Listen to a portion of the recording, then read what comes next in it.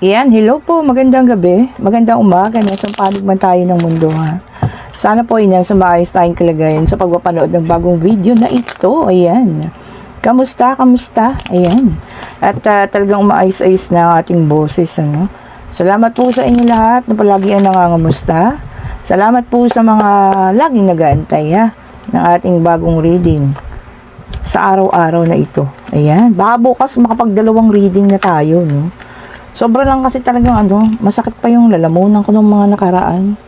Kaya hindi ako makapagdalawang reading. Pero hopefully po, by tomorrow, meron na tayong reading sa umaga tapos sa gabi, no?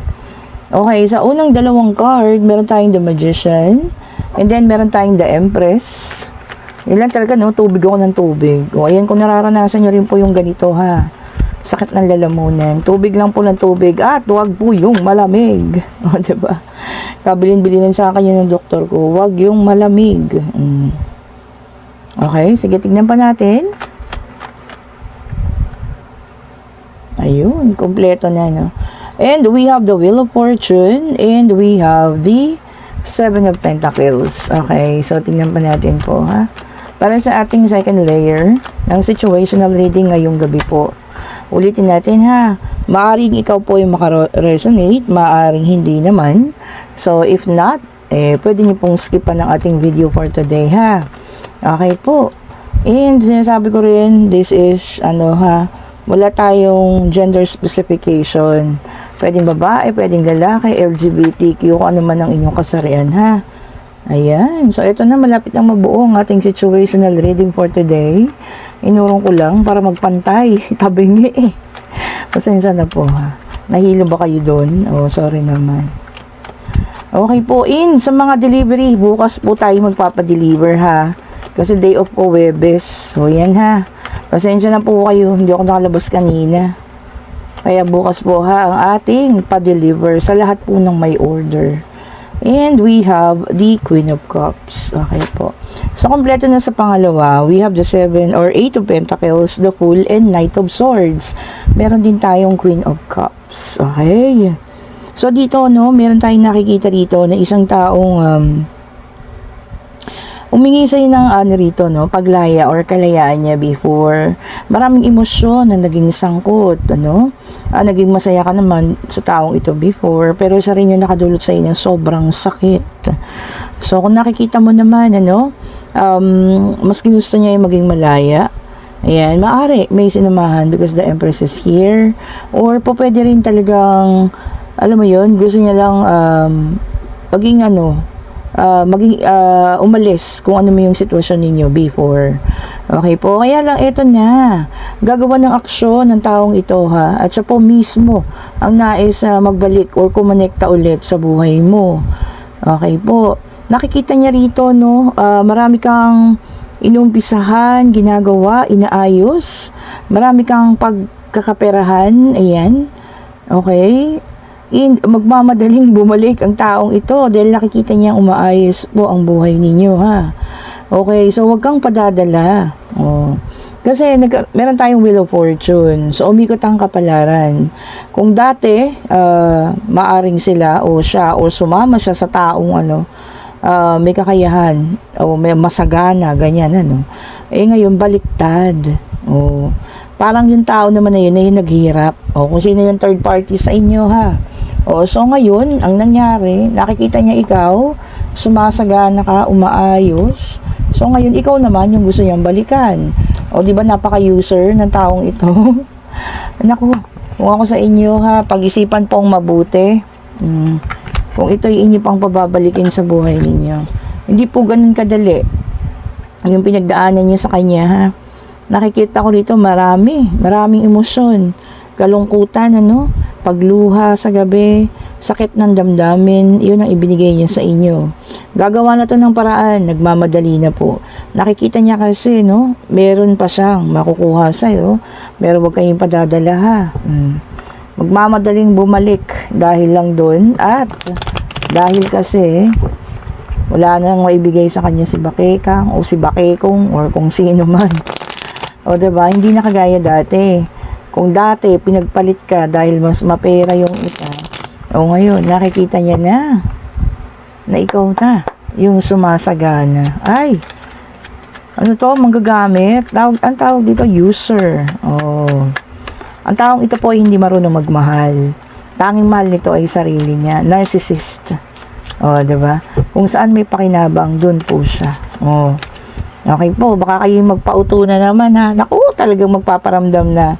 See, sabi niya dito, no, returning to one's roots. O yan po ha, we have the 6 of cups here. Talagang alam niyo yun, sasamantalhin niya na naman yung pagiging inosente ninyo. Pero I'm not sure kung innocent pa kayo sa mga nangyaring yun. Ano? Excuse me again. Sa dami ba naman, nung pinag-adaanan mo no, sa kanya, inosente pa ba? Sa dami ng mga pangloloko, pananakit, di ba? Oh, baka itong taong ano rin ha, sumaid sa kaba ng kayamanan. Ay, baka nga, tingnan nyo naman.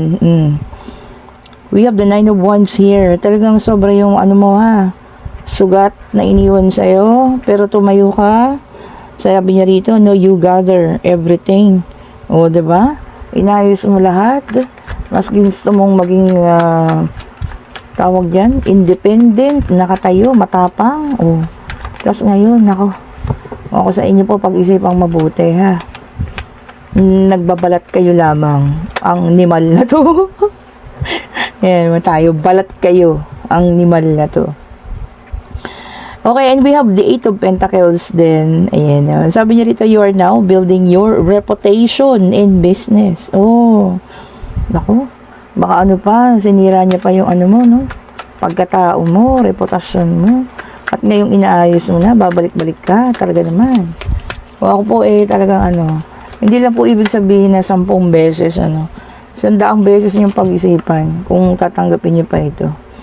And, meron naman tayo dito standing your ground. O, yung iba sa inyo raw dito talagang wala na. Sarili ngayon ang iniintindi. Sarili ngayon ang pinaniniwalaan po. O, yan, ang maganda, no? Hopefully, hindi na makapasok sa buhay ninyo tong nimal na to, ha? And we have the 9 of Cups. Ayan, masaya ka ngayon. You're being positive. Ayan, satisfied sa mga nangyayari. Success is also coming. O, more success pa ha. So, hindi lang yan. Marami pa pong paparating sa inyo. Eto na nga. Kasasabi ko lang na maraming paparating. Tumalsik agad ang ating 7 of Cups. There will be a lot of options. Sabi niya rito, no? Multiple possibilities, sabi niya rito, more opportunities. O, ayan na. Napakadami. Ang daming ibibigay sa inyo, no? Kapalit siguro lahat ng mga sakit na dinulot ng taong ito. Kung sino man siya, ha? Ngayon, kung iyan ay magpaparamdam at nais kayong makausap at gusto makipagbalikan sa inyo, alam niyo yun, pakaisipin pong mabuti, ha? Isipin yung mabuti kung paano kayo sinaktan, kung ano yung sakit na naidulot po sa inyo. Okay po. Baka inubos pa nito yung kapirahan ninyo, no? Huwag kayong magpadala sa mga matatamis, maasukal na salita. Nakaka-diabetes po yan. Okay po. Huwag kayong magpadala, ha? And we have the Ace of Pentacles. Ayan. And talaga naman, this is a new beginning. Panibago. And this is also new financial opportunities. Ayan. Money, investment, savings. So, lahat ng mga minamanifest mo tungkol sa kaperahan, paparating na po. So, yun ha. Kapalit nitong taong ito, sobra-sobra yung minahal, no? Na iniwan kayo at sinaktan kayo ng bonggang-bongga. Yun naman po yung mga kapalit. O, diba? Sana lang po, matututo na tayo. Baka hindi ko lang alam kung ilang pagkakataon na to Baka hindi lang 1, 2, 3, pang ilang pagkakataon na ito na kayo'y ginanyan niya, no? Tapos balik ng balik. Naku po, utang na loob po. Mahalin ninyo ang sarili ninyo. O, diba? Magtira para sa sarili. Tingnan mo nga. Here is the 3 of Swords. Sobra-sobra yung binigay sa inyo, no? Heartbreak, betrayal, loneliness. Grabe, no? Grief, sorrow. Ito yung mga naramdaman nyo before. Pinapaalala sa inyo ng baraha. Kasi, baka mamaya, diba? Sweet-sweet lang itong taong ito. Bigla-bigla, okay na kayo. Huwag po ganun, ha? Matuto sana tayo. Matuto sana tayo na, alam nyo yun, bumalik. Oo, nakaka-excite, 'di ba? Kasi nandiyan ulit eh. Nagugulat kayo, 'di ba? Pero matuto sana tayong bumalik dun sa mga nakaraan. Yun sa mga sakit na dinulot sa inyo sa nakaraan. Okay po. Kung totoo kasi alam niyo yun, mahal kayo niyan. Sana nung una pa lang bumalik na. Hindi ngayong wala na ring pera si Bakekang at wala nang igagasta sa kanya, saka umaali-aligid sa inyo ngayon. O, di ba po? Mahalin natin ang iyong sarili, no? Mahalin ninyo yung sarili ninyo. Yung respeto po. Ayan. At meron tayo dito ang Page of Wands, Fire Sign, Aries, Leo, and Sagittarius. Okay. Uy, meron kayo madidiscover daw po. O, maaaring tungkol sa sarili ninyo. Ayan. Pwedeng tungkol sa ibang tao. O ano man itong madidiscover ninyo, sana hindi naman masama. O, diba? Sana maganda na makakadulot sa inyo ng maayos, maalwan na buhay. Kung ano man itong madidiscover ninyo, no? And we have the star, air sign ito, no? Gemini, Libra, and Aquarius. Ayan. Yung iba sa inyo, nawawala na ng pag-asa. Nako po. Yun ang wag nating pawawalan, yung pag-asa po. Habang buhay, may pag-asa, sabi nga, no? Kapit lang, hawak lang sa mga, panghamon ng buhay. Kasi unang-una, sabi ko nga, hindi naman yan ibibigay ng Panginoon para lang, alam niyo yun, subukin kayo. Binibigay ng Panginoon yan para lalo tayong patatagin po. O, diba? And we have the Chariot, water sign, Cancer, Scorpio, and Pisces. Ayan, ha? Sabi niya rito, no, determination. Oh, yung pagiging determinado. O, yan ang tagulugin natin. Yung pagiging determinado mo raw. Yan ang isa sa mga magiging factor para maging maayos at successful ka sa buhay. Meron din pag-alis, diba, departure. So, yung mga mag-a-abroad dyan, ha, maaring ito na ngayong linggong ito, ayan, ngayong buwan na ito, so magiging okay na ang lahat. Maging determinado, at syempre mag-ipon habang lumalaki ang mga kita nyo dyan. Huwag pong mag-ipon ng tawag dito, alam mo yun, mag-ipon ng pagwaldas. Kasi di ba minsan pag malaki yung sahod, malaki din yung tawag dyan, gastusin. O, diba? So, matuto sana tayong tipid. Ayan, ha. And we have the Wheel of Fortune, fire sign. So, lumabas lahat. Ay, hindi. Wala pa si Earth. O, fire sign ito. Wheel of Fortune na naka-reverse. Nako, ito lang. Sabi rito, no control. O, yun na nga. Minsan talaga, naubusan tayo ng pag-control, eh. Habang nakikita natin na meron at meron pa, no? Pero kung ayan naman po ay ginamit sa emergency at talagang alam niyo yun, kinailangan. Siguro yun, exception yun, diba? Yun talagang nalagay kayo sa alanganin. Pero kung yung pagbili lang ng kung mga bagay na kung ano-ano, no? Naku, yan po ang iwasan natin. Minsan dyan tayo talaga nagkakaroon ng problema sa paggasta po. Dahil nagustuhan, nagandahan, dahil bagong labas, diba? So, ganun po, kailangan matutunan tayong mag-control. And we have the Knight of Pentacles, Taurus, Virgo, and Capricorn. Earth sign, eto na, ha? Kaya lang naka-reverse. Ayan, ha? So, sabi niya rito, no? Yung iba sa inyo ay naboboard. Ayan. Bakit? Ano bang sitwasyon nyo ngayon at kayo po ay feeling bored or parang kayo, yung tawag doon, nawawalan ng gana, no? Naboboard kayo sa sitwasyon, pwede natin baguhin yan. O kung yung iba walang work, di maghanap ng work para maging mas maayos, di ba? So, depende po. Kung medyo nalulungkot naman, di manood na mo sayang pelikula, o di ba? Kung medyo may kinaiinisan, siguro kailangan makipag-usap para maayos. Kayo po, ang gagawa ng inyong sariling buhay, o, 'di ba? Kayo rin yung gagawa ng sarili niyong desisyon, hindi po ang ibang tao, ha.